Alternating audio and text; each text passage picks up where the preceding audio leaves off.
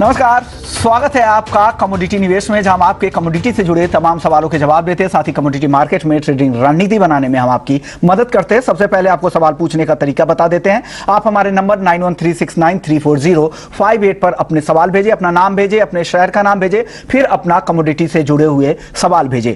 आपके सवालों के जवाब देने के लिए हमारे साथ दो मेहमान हैं। रवि देवरा हैं कुंवरजी ग्रुप से और दिव्या गगलानी है, कमोडिटी रिसर्च एनालिस्ट है एक्सिस सिक्योरिटीज से। आप दोनों ही मेहमानों का ईटी नाउ स्वदेश पर स्वागत है। आप दोनों के पास आते हैं, लेकिन सबसे पहले इस वक्त की बड़ी खबर यह है कि गोल्ड डिमांड को लेकर WGC यानी वर्ल्ड गोल्ड काउंसिल के रिपोर्ट आ गई है। इस पर बात करने के लिए हमारे साथ WGC इंडिया के रीजनल CEO सोम सुंदरम PR साहब हैं। सर, स्वागत है आपका ईटी नाउ स्वदेश पर। सर, आप लोगों की Q2 की रिपोर्ट आई है, उसमें डिमांड बढ़ी हुई दिख रही है। हालांकि उसमें सबसे ज्यादा फैक्टर Q2 में जो अक्षय तृतीया के महीने का था, वो डिमांड सबसे ज्यादा यहां पर ड्राइव करता हुआ दिख रहा है। क्या लग रहा है अब आगे की तिमाही को लेकर, क्या अनुमान है? और या सेकेंड हाफ में अगर 2022 के बचे हुए महीने आप बात करें, अगले 6 महीने में किस तरह के डिमांड की उम्मीद करें? Second quarter was very good, but it is still not as good as it was in the pre-COVID years, because last year quarter 2 was affected by COVID. So the low base effect has actually reflected in a high growth of 43%. So it is really, if you really look at the absolute figures, the 170 tons of demand is not something which is one of the highest in second quarter. However, it has done better. So coming back to the second half is always the biggest period for gold, because you have post-harvest, you have puja, then you have Dhanteras and Diwali, things like that. At the moment, what we expect is that the second half will definitely be better than the first half, but will it be as good as the last year when we saw a 500-ton demand? We believe that given all the factors that are at play, it may not be as good as the last year, but it will still be better than the first half, where we have total demand of 307 tons. Sir, ऐसे कौन से factors होंगे जो second half में prices को यहां पर drive कर सकते हैं या नीचे ला सकते हैं? एक तो मॉनसून का फैक्टर है। अगर मॉनसून बेहतर रहा, जिस तरह अभी तक है मॉनसून, लेकिन अभी भी नॉर्थ इंडिया को लेकर चिंता है, तो ऐसे में मॉनसून, महंगाई, इसके अलावा और कौन से फैक्टर आप देख रहे हैं जो यहां से गोल्ड के प्राइस को नीचे खींचेंगे या ऊपर की तरफ ड्राइव करेंगे? India does not determine the price. So none of what happens in India determines the gold price. We are price takers, not price influencers at this moment of time. But what happens is demand changes depending on how prices are determined by essentially the US interest rates and other factors in the short run. So currently, what is determining the price is actually the US interest rates. As the interest rates go up, gold price comes down. So that is what has happened. But then as the US interest rates go up, you also see currency depreciating. Therefore, you have a certain balancing effect in India. Now, how this will play out in the second half, we have seen a 75 basis hike now. How it will play out has to be seen. How much rupee depreciates, whether rupee gets stronger, if equity markets perform well, rupee can get stronger. So all these are factors which we cannot at this moment of time forecast with any degree of certainty. But coming back in terms of demand, monsoon holds a very, very important, it's an important factor for second half. We believe it will be good. But as I said, it may not be as good as last year, because last year there was a latent demand, the lockdowns, etc. So we saw 500 tons in the second half. May not be as good as that. Okay sir, आपने fade की बात की, तो fade के tone जिस तरह से अभी उन्होंने सेंस मिल रहे हैं, ऐसा लग रहा है कि जो अगली जो बैठक सितंबर महीने में होगी यूएस फेड की, उसमें उम्मीद की जा रही है कि उस तरह से एग्रेसिव रेट बढ़ोतरी ना हो, क्योंकि उन्होंने ग्रोथ को लेकर भी चिंता जताई है। ऐसे में लग रहा है कि क्या इंटरनेशनल मार्केट में भी और इंडिया मार्केट में भी प्राइसेस को सपोर्ट मिलेगा उस फैक्टर से आगे? See, what happens is every time there is an expectation of rate increase by the Fed or whatever, then the markets react with a lot of anxiety. But every time the rate increase happens, you find that it is already absorbed and things become normal. We have seen it even in the past. Post a rate increase, gold starts performing better. But of course, we need to see how far this rate increase will go. So there are still some more rate increases expected. So essentially, once the clarity comes, now 75 has already happened, and we'll have to see again what happens in the next few months. It will only start strengthening gold as we go along, because there is a lot of uncertainty. There is too much of inflation.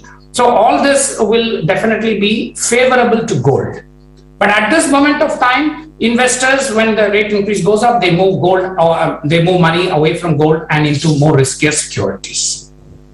अगर जिस तरह से uncertainty है global economy में, और उसका तो फायदा गोल्ड को मिलेगा ही, लेकिन अब फेड की चाल, क्योंकि एक तरह से जो दरें बढ़ाने को लेकर, जो ब्याज दरें बढ़ोतरी को लेकर दुनिया भर के सेंट्रल बैंक में एक वॉर सा चल रहा है और हर तरफ ब्याज दरें लगातार बढ़ाई जा रही है, उसका तो नुकसान होगा, लेकिन जो अनसर्टेनिटी है ग्लोबल इकोनॉमी को लेकर उसका फायदा जरूर मिलेगा।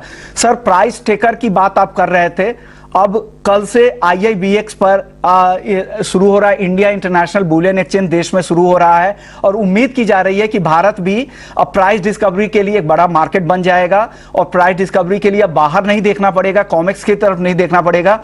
IIBX बुलियन मार्केट में एक भारत भी इंटरनेशनल लेवल पर प्राइस को असर डाल सकता है, प्रभावित कर सकता है। ऐसे में क्या लग रहा है, कितना बड़ा गेम चेंजर होगा इंडियन बुलियन मार्केट के लिहाज से IIBX? IIBX is not just for the Indian bullion market, it is for the global bullion market. It is very important to understand that. Yes, immediately it will mean a lot to our importers, but it will mean a lot to the global bullion market. Now, overnight, it is not going to happen. But if you spoke rightly about the price discovery mechanism. Okay. India is a very, very big consumer. So IIBX, few years from now, when you look back, it will be a milestone development, not just for India, but for the global markets. Okay sir, तो IIBX के जरिए क्या liquidity बढ़ाने में मदद मिलेगी और international player की भी पार्टिसिपेशन बढ़ेगी? हालांकि इनिशियली तो अभी जो रजिस्टर्ड मेंबर हैं वो ज्यादातर ज्वेलर्स हैं, हालांकि इंस्टीट्यूशनल के लिए भी दरवाजे खुले हुए हैं, तो क्या फॉरेन इन्वेस्टर्स की भी भागीदारी यहां पर बढ़ेगी IIBX के जरिए? Definitely it will mean a lot for the foreign investors, foreign suppliers. Of course, the qualified jewelers who have been allowed to import directly, they will start now interacting directly with the suppliers. Intermediaries may actually not be needed. So all this will take effect in the next few years. It is not overnight, because global market has worked in a certain way in gold. You can't change it overnight. Okay. But if you really look at it, these changes are going to be very big, because gold is going to play a big role in the monetary system. Okay. You're not going to go back to gold standard, but it will play a very big this thing. You need price transparency, and India will provide that. IIBX will provide that. Okay, शुक्रिया sir, शुक्रिया सोम sir, आपने वक्त निकाला हमारे लिए और पूरा WGC की रिपोर्ट पर भी बात की, और IIBX इंडिया के लिहाज से कितना बड़ा होगा और कितना टाइम लगेगा, तमाम डिटेल्स बताने के लिए शुक्रिया सर एक बार फिर से आपका। चलिए आगे बढ़ते हैं और बुलियन मार्केट की बात करते हुए सबसे पहले गोल्ड और सिल्वर की चाल देख लेते हैं, क्योंकि गोल्ड और सिल्वर आज शुरुआती कारोबार से ही अच्छी तेजी दिखा रहा है। MCX पर बात करें तो करीब करीब 350 से 400 रुपए की तेजी MCX गोल्ड में दिख रही है, 1300-1400 रुपए की तेजी हम चांदी में देख रहे हैं। रवि, क्या लग रहा है आपको, यहां से कितनी तेजी की उम्मीद कर रहे हैं? अगर किसी को पोजीशन यहां पर बनानी है तो क्या करना चाहिए, कितनी तेजी के लिए प्ले करें यहां पर गोल्ड में और सिल्वर दोनों ही काउंटर में? जरूर से तेजी काफी आ चुकी है। पर्टिकुलर अभी मार्केट का जो टोटल फोकस है वो शायद अभी यूएस के जीडीपी के डेटा जो 6 बजे शेड्यूल है उसके ऊपर जाएगा। अगर 6 बजे शेड्यूल डेटा जीडीपी के थोड़े खराब या इनलाइन पे आ जाता है तो मुझे लग रहा है कि फेड की जो नेक्स्ट जो फेड चेयरमैन ने बात किया था कि वो डेटा ड्रिवन पॉलिसी अनाउंस करेंगे, तो आई थिंक मार्केट का पूरा फोकस डेटा के ऊपर रहेगा। जब तक फेड रिजर्व की नेक्स्ट स्पीच या नेक्स्ट मीटिंग खत्म नहीं होती तब तक शायद सारे डेटा काफी इंपॉर्टेंट है, तो मुझे लग रहा है कि डेटा का एक बार ध्यान रख लेना चाहिए। हालांकि जो फैक्टर्स है वो अभी थोड़ा सपोर्ट कर रहा है। मुझे लग रहा है कि अपर साइड जो 1740 का एक रेजिस्टेंस गोल्ड में बना हुआ है, अगर ये लेवल क्रॉस होता है तो इंटरनेशनल मार्केट में 1760 तक के लेवल एक्सटेंड हो सकते हैं। वही चांदी में 1950 का रेजिस्टेंस है, अगर ये ब्रेक होता है तो 20 से 80 तक के लेवल एक्सटेंड हो सकते हैं। हालांकि इतने चलने के बाद थोड़ा बहुत वोलेटिलिटी इंडियन मार्केट में देखने को मिले या ग्लोबल मार्केट में देखने को मिले तो रिस्क रिवॉर्ड जरूर से ध्यान रखें। अब लेवल स्पेसिफिक इंडियन मार्केट की बात करें तो 51,000 के करीब गोल्ड चल रहा है। मुझे लग रहा है अगर कोई इवनिंग में डीप मिले 50,700 से 800 के करीब, तो एक बाइंग की अपॉर्चुनिटी के तौर पे देखना चाहिए। डाउन साइड 50,300 का स्टॉप लॉस एंड मुझे लग रहा है 51,500 तक के लेवल आपको 1 से 2 ट्रेडिंग सेशन में देखने को मिल सकता है। वही चांदी में 56,800 का हर्डल है, वहां तक के टारगेट मैं एक्सपेक्ट कर रहा हूँ। अब जब तक 55,500 का लेवल डाउन साइड ब्रेक नहीं होता, आपको ट्रेंड तेजी का ही रहेगा। अगर 56,800 ब्रेक होता है तो 57,500 का एक इमीडिएट टारगेट आपको सितंबर कॉन्ट्रैक्ट में देखने को मिल सकता है। तो गोल्ड एंड सिल्वर दोनों में मेरा मानना है कि यहाँ से और 1 से 1.5% की तेजी अभी भी इवनिंग में ये डेटा के बाद आ सकती है। आ सकती है। चलिए आगे बढ़ते हैं और कुछ सवाल जवाब का सिलसिला भी शुरू कर लेते हैं। हमारे साथ कई दर्शकों के सवाल भी आ चुके हैं। पहले कॉलर ओम प्रकाश हैं भिलाई से, इनका सवाल क्रूड को लेकर है। क्रूड में भी आज तेजी दिख रही है। दिव्या गगलानी जी, क्या लग रहा है आपको, क्रूड में कितनी तेजी की उम्मीद कर रहे हैं यहां से? गुड इवनिंग विश्व मोहन जी। रूडल की मैं बात करूं तो मिक्स फंडामेंटल है। एक तरफ डिमांड कंसर्न्स है इकोनॉमिक स्लोडाउन को लेकर, और साथ ही यस्टरडे जो इन्वेंटरी डेटा आया था तो उसके समय एक तेजी देखने मिली। पर अगर हम देखें तो लंबे समय से क्रूड ऑयल जो एक रेंज में कारोबार कर रहा है 7,600 लेके 8,000 तक, तो प्राइसेस इस रेंज को तोड़ नहीं पा रहा है। तो हमें ये रेंज में ही ट्रेड करना चाहिए। हाई लेवल पे अगर हम सेल कर सकते हैं, 7,950 का लेवल आता तो वहां पे सेलिंग करें। स्टॉप लॉस हम 8,000 का रखें और टारगेट हम नीचे में 7,880 का रख सकते हैं। ओके रवि जी, क्रूड पर आपका व्यू क्या है? क्रूड में क्या करने की सलाह आप दे रहे हैं आज? जरूर से मुझे लग रहा है कि जिस हिसाब से थोड़ा 8,000 का हर्डल है वो इंडियन मार्केट में, वही इंटरनेशनल मार्केट में 100 का रेजिस्टेंस बना हुआ है। हालांकि थोड़ा बहुत मैं रेंज एक्सपेक्ट कर रहा हूँ कि डाउन साइड 7,800 से ऊपर 8,000 तक की रेंज रहेगी।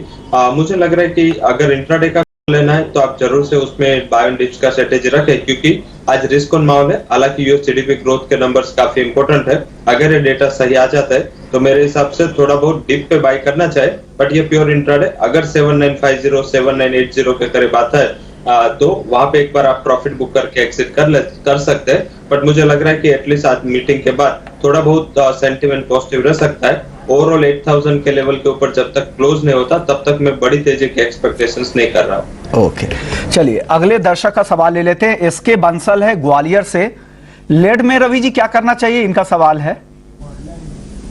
आई थिंक वहां पे होल्ड करना चाहिए। लेड में डिलीवरी के काफी इश्यूज है, मींस के वो डोमेस्टिक मार्केट हो या चाइनीज मार्केट हो, इसमें लगातार देखें तो लीड में एक तेजी बनी हुई। इसका रीजन भी यही है, एक तो बैकवर्डेशन है और उसमें साथ में delivery related and physical delivery related काफी इश्यूज है। इतना माल नहीं है जितना ओपन इंटरेस्ट करा है। तो मुझे लग रहा है कि इस हिसाब से आपको एक शॉर्ट कवरिंग का माहौल अगस्त कॉन्ट्रैक्ट में देखने को मिला था और आगे अभी और ये माहौल देखने को मिल सकता है। तो मुझे लग रहा है कि बेस मेटल्स की तेजी के साथ लीड भी आउट परफॉर्म कर सकता है। 177 के करीब प्राइस चल रहे हैं, वहां पे थोड़ी वोल्टालिटी लिमिटेड है, तो टारगेट पे आप कंजर्वेटिव रख के चल सकते हैं। 180 तक के टारगेट मैं एक्सपेक्ट कर रहा हूँ लीड में। 175 का स्टॉप लॉस लगा के आप अपनी पोजीशन कैरी करें अगर लॉन्ग हो। अगर नई पोजीशन बनानी है तो ये रेट से नए बाई पोजीशन भी ली जा सकती है। ओके ये व्यू है लेड को लेकर। चलिए अगले दर्शक है योगेंद्र नाथ सिंह है यूपी से। सिल्वर माइक्रो का भाव कहां तक जाएगा, इनका सवाल है। अगस्त कॉन्ट्रैक्ट का भाव जानना चाह रहे कि कहां तक जाएगा अगस्त सिल्वर माइक्रो। दिव्या इन जो अभी भाव है 56,900 रुपए, 56,900 के आसपास है। 1,300 रुपए की तेजी दिख रही है सिल्वर माइक्रो में। अगस्त कॉन्ट्रैक्ट का भाव कहां तक जाते हुए आप देख रहे हैं? सिल्वर की बात करूं तो जैसे कि हमने देखा कि कल मीटिंग जो आया फेड का, तो उसमें उन्होंने जो काफी साफ दिया हुआ है कि आगे जाके जो रेट हाइक है वो काफी स्लो करेंगे और साथ ही इकोनॉमिक डेटा को देख के ही करेंगे, एग्रेसिव रहेंगे। तो उसके वजह से हमें डॉलर इंडेक्स में एक अच्छा खासा सेलिंग देखने मिला, नरमी देखने मिली। तो प्राइजेस में हमें एक शॉर्ट कवरिंग देखने मिला। तो सिल्वर की अगर मैं बात करूँ 56,000 का एक स्ट्रॉन्ग रेजिस्टेंस है। अगर प्राइस इसके ऊपर सस्टेन करते हैं तो ही वो एक रैली दे सकता है। तो 56,000 के ऊपर अगर सस्टेन करें तो हम वहां पे बाय करके चले। स्टॉप लॉस हम नीचे में 55,500 का लगाए और टारगेट हम 56,800 का एक्सपेक्ट कर सकते हैं ऊपर में। ओके अगले कॉलर हैं क्रिश हैं दिल्ली से। कॉपर में क्या करना चाहिए दिव्या, क्या करना चाहिए कॉपर में? बेस मेटल की अगर मैं बात करूं तो आज सारे के सारे बेस मेटल में अच्छी खासी हमें तेजी देखने मिली। वो प्राइसेस जो है वो एक गोल्ड और सिल्वर को फॉलो कर रहा है। अभी सबकी नजर चाइना में जो मीटिंग होने वाली ये वीक में उसके ऊपर रहेगी। उसके ऊपर गवर्नमेंट ऑफिशियल ग्रोथ आउटलुक पे डिस्कस करेंगे और साथ में वहाँ पे रियल एस्टेट के जो कंसर्न्स है तो उसके ऊपर स्टिमुलस की भी बात होगी। अगर आउटकम पॉजिटिव आता है तो एक रैली हमें देखने मिल सकती है। कॉपर का भी जो अभी ट्रेंड है वो पॉजिटिव लग रहा है। अगर कॉपर 641 के आसपास आता है तो वहाँ पे हम बाई करके चले। स्टॉप लॉस हम 638 का लगाए और टारगेट हम 645 का एक्सपेक्ट कर सकते हैं। ओके, अगले दर्शक हमारे साथ निशांत हैं मेरठ से। इनका सवाल है, इन्होंने चांदी बाई कर रखा है 56,200 रुपए पर और शाम के सत्र के लिए और मंडे तक के लिए ये टारगेट जाना चाह रहे हैं। क्या रवि जी, क्या टारगेट देख रहे हैं आप चांदी में? 56,200 की बाइंग है, क्या टारगेट है? स्टॉप लॉस भी जरूर बता दीजिए। जरूर से मैंने जब मैं व्यू शेयर कर रहा था तब हाईलाइट किया था कि क्योंकि आज चांदी में 1300-1400 पॉइंट की मूवमेंट ऑलरेडी आ चुकी है तो थोड़ा स्टॉप लॉस आपको दूर रखना होगा। बट 55,500 के स्टॉप लॉस के साथ आप अपनी पोजीशन कैरी करें। मुझे लग रहा है कि इवनिंग या कल तक एक बार 56,800 तक के लेवल आपको सिल्वर के जो बड़ी सिल्वर है वो कॉन्ट्रैक्ट में देखने को मिल सकते हैं। वहां पे पार्शियल प्रॉफिट बुक कर ले। अगर ज्यादा रिस्क लेना चाहते हैं और आप पोजीशन कैरी करना चाहते हैं तो बाद में आपका ट्रेलिंग कॉस्ट आपका स्टॉप लॉस का करके 57,500 तक पे रुक सकते हैं। बट फिर इमीडिएट मुझे लग रहा है कि 56,800 तक के टारगेट आपको जल्दी देखने को मिल सकते हैं। 55,500 का स्टॉप लॉस लगा। ओके, अगले दर्शक है प्रदीप है उज्जैन से। क्रूड ऑप्शंस पर राय जानना चाह रहे हैं कि कोई ऑप्शंस पे कोई ट्रेड है क्या आपके पास दिव्या? क्रूड ऑयल की मैं बात करूं, जैसे मैंने डिस्कस किया कि प्राइसेस एक रेंज में कारोबार कर रहे हैं। अगर हमें एक सेलिंग में ले सकते हैं 7950 का लेवल आता है तो वहां पे हम 7,900 का पुट ऑप्शन बाई कर सकते हैं। तो वो हमें एक अच्छा मुनाफा दे सकता है लंबे समय के लिए।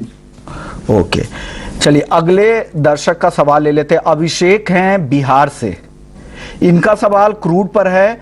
रवि जी, इन्होंने 7500 स्ट्राइक प्राइस की पुट ले रखी है 220 रुपए की। जानना चाह रहे हैं रवि जी की क्या करना चाहिए? 220 में बाइंग है, 7500 स्ट्राइक की पुट है, क्या करें? अभी तो काफी आउट द मनी हो चुका है बट मुझे लग रहा है कि आप अगर 8,000 का लेवल आप फ्यूचर में ध्यान रखें। जब तक 8,000 के लेवल के ऊपर नहीं जाता तब तक होल्ड करें। अगर 8,000 का लेवल ब्रेक हो जाता है तो आप पुट से एग्जिट हो जाए, तब तक होल्ड करें। डाउन साइड अगर क्रूड में 7,700 तक के लेवल तो यहाँ से 150-200 पॉइंट के अगर कुछ गिरावट मिले तो वहां पे आप अपनी पोजीशन मींस के एट द मनी होने की राह ना देखें एंड एक बार उसमें से एग्जिट कर ले। ऑल ओवर ट्रेड मुझे लग रहा है कि थोड़ा एक रेंज बाउंड ट्रेड है बट हालांकि आपने आउट द मनी एंड काफी out the money option buy की है तो उसमें कोई इतना ज्यादा प्रॉफिट होने की एक्सपेक्टेशंस नहीं दिख रहे मुझे। तो 8,000 का स्टॉप लॉस फ्यूचर में ध्यान रखें एंड आपकी पोजीशन कैरी करें। बट अगर आपके प्राइस के करीब आ जाता है जो मुझे उम्मीद है तो वहां पे एक बार आप अपनी पोजीशन को अनवाइंड कर सकते हैं। ओके, अगले दर्शक हैं महावीर हैं बेंगलुरु से। क्या चांदी 62,000 तक जा सकती है क्या? दिव्या गगलानी, आपको लग रहा है कि 62,000 तक चांदी जाएगी? करो तो अभी डॉलर इंडेक्स को थोड़ा कमजोर होना पड़ेगा। जब तक डॉलर इंडेक्स 105 के ऊपर है तब तक थोड़ा मुश्किल लग रहा है। पर हमें एक ट्रेंड में ट्रेड करना चाहिए। अभी एक शॉर्ट कवरिंग आया हुआ है तो कोई भी डिप्स आता है तो वहां पे हम बाई करके चले। 62,000 का लेवल थोड़ा सा मुश्किल है पर एक साल के अगर तीसरे का होराइजन है तो एक साल में आ सकता है। ओके, चलिए अगले दर्शक का सवाल ले लेते हैं। मनीषा जी हैं पलवल से। इनका सवाल कॉपर को लेकर है कि कॉपर शाम के सत्र में किस तरह के लेवल दिखा सकता है। रवि जी, क्या लग रहा है? कॉपर का टारगेट बता दीजिए और इनको स्टॉप लॉस भी बता दीजिए। जरूर से 640 के करीब प्राइस चल रहे हैं, यहाँ पे एक बार बाय पोजीशन ले सकते हैं। 635 का स्टॉप लॉस रहेगा। मुझे लग रहा है कि इवनिंग ट्रेडिंग सेशन में यहाँ से आपको मुनाफा देखने को मिल सकता है। 650 तक के लेवल में एक्सपेक्ट कर रहा हूँ तो डेफिनेटली लेवल पे बाय हो सकता है 635 के स्टॉप लॉस के साथ। ओके, तो ये व्यू है कॉपर को लेकर आपके लिए। 641 पे बाई करें, 650 का टारगेट है, 635 का स्टॉप लॉस है। मनीषा जी, अगले दर्शक मयंक गुप्ता हैं यूपी से। सर, आज एल्युमिनियम या कॉपर में क्या ट्रेड लेना चाहिए? इनका सवाल है। दिव्या, क्या लग रहा है, एल्युमिनियम या कॉपर, क्या बढ़िया आपको ट्रेड के लिए लग रहा है? और जो भी बढ़िया लग रहा है उसका टारगेट और स्टॉप लॉस बता दें। कॉपर जैसे मैंने डिस्कस किया कि 641 का एक अच्छा लेवल है बाइंग का। अगर वहां पे आता तो हम वहां पे बाइंग करके चले। स्टॉप लॉस हम 638 का लगाए और ऊपर में हम टारगेट 645 और 648 का एक्सपेक्ट कर सकते हैं। और एल्यूमिनियम भी काफी लंबे समय से एक रेंज में कारोबार कर रहा था तो पहली बार हमने उसमें एक ब्रेकआउट देखा 213 के ऊपर। तो एल्यूमिनियम में भी जो मोमेंटम है वो पॉजिटिव है। 212 तक अगर एल्यूमिनियम आ जाए तो वहां पे हम बाय करके चले। स्टॉप लॉस हम 210.50 का लगाए और टारगेट हम ऊपर में 214 और 216 का एक्सपेक्ट कर सकते हैं। ओके दिव्या, एक और सवाल नरेंद्र जैन रतलाम का है। ये जानना चाह रहे हैं कि चांदी क्या 56,700 तक आज इवनिंग में दिखा सकती है क्या? डेटा है शाम को जीडीपी का डेटा, उसका एक्सपेक्टेशन 0.4 है। अगर डेटा तो अब नेगेटिव आता है तो हमें एक डॉलर इंडेक्स में सेल ऑफ देखने मिल सकता है, तो प्राइसेस में हमें एक शॉर्ट कवरिंग और देखने मिल सकती है। तो डेटा के और थोड़ा वेट करें शाम तक, उसके बाद हम कॉल ले सकते हैं। ओके अगले दर्शक है रमेश पटेल अहमदाबाद से।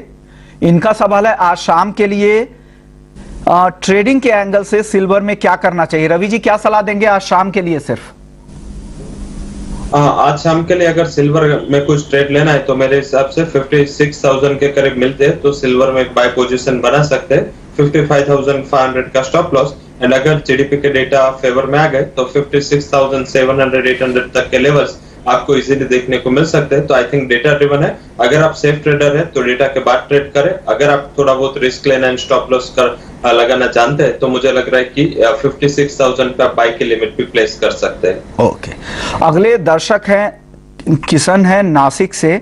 जीरा का आउटलुक जानना चाह रहे हैं। रवि जी जीरे को लेकर क्या आउटलुक है आपका?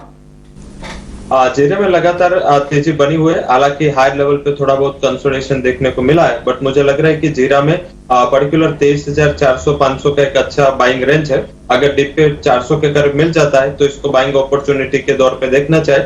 23,000 के करीब स्टॉप लॉस लगा है। मुझे लग रहा है कि इस टाइम जीरा ऑल टाइम हाई 24,000 का लेवल ब्रेक हो सकता है इसमें, तो 24,200 तक के लेवल्स में एक्सपेक्ट कर रहा हूँ। थोड़ा शॉर्ट टर्म का ट्रेड रखे एंड 23,400 के करीब नई बाइंग पे की चल सकते हैं। मुझे लग रहा है कि जो शॉर्ट स्टॉक था एंड जिस हिसाब से लास्ट ईयर का भी ओपनिंग स्टॉक काफी कमजोर था, तो मुझे लग रहा है कि इस साल अक्टूबर के बाद एक शॉर्टेज वहां पे दिखेगी और अच्छे प्राइस आपको वहां पे देखने को मिल सकते हैं।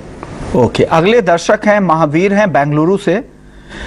रवि जी इनका सवाल है क्या 15 दिनों में 56,000 गोल्ड आएगा क्या? ये तो बहुत ही मुश्किल सा टारगेट है। रवि जी क्या लग रहा है 15 दिनों में गोल्ड आपको दिख रहा है 56,000? मुश्किल भी है और काफी इम्पॉसिबल भी है। इतना बड़ा फेड मींस के जो कोविड का इवेंट था तब 50 से 55 इतना जल्दी आया था। ऐसा कुछ इवेंट हो तो शायद कुछ कह नहीं सकते, बट अभी के जो फंडामेंटल प्लेस्ड है मुझे नहीं लग रहा कि 52,000 ऊपर भी सस्टेन होना चाहिए अगले 10 से 15 दिनों में। तो आई थिंक एक लिमिटेड टारगेट के साथ ट्रेड करें। क्यों मैं ये कह रहा हूँ, क्योंकि पर्टिकुलर जब कल फेडरल रिजर्व चेयरमैन की स्पीच पूरी सुने तो उसमें क्लियर इंडिकेशन है कि सारे अभी डेटा इंपोर्टेंट हो गए और डेटा एक अच्छे खराब ऐसे भी आ सकते हैं। तो मुझे लग रहा है कि एक वोलेटिलिटी आपको देखने को मिलेगी प्राइसेस में। तो सिंगल साइड मूवमेंट में एक्सपेक्ट नहीं कर रहा हूँ, बट 52,000 तक के लेवल अगर 15 दिन का आपका नजरिया है तो आप वहां पे ये टारगेट रख के चल सकते हैं। 50,700 के स्टॉप लॉस के साथ आपकी बाय पोजीशन कैरी करें। ओके चलिए अब कमोडिटी निवेश को यहीं समेटने का वक्त आ गया। शुक्रिया रवि जी आपका, दिव्या गगलानी जी आपका, आप लोगों ने वक्त निकाला, दर्शकों के तमाम सवालों के जवाब दिए। तो कमोडिटी निवेश में फिलहाल इतना ही, लेकिन आप बने रहिए हमारे साथ। ब्रेक के बाद आपके लिए लेकर आएंगे स्वदेश विशेष। नमस्कार।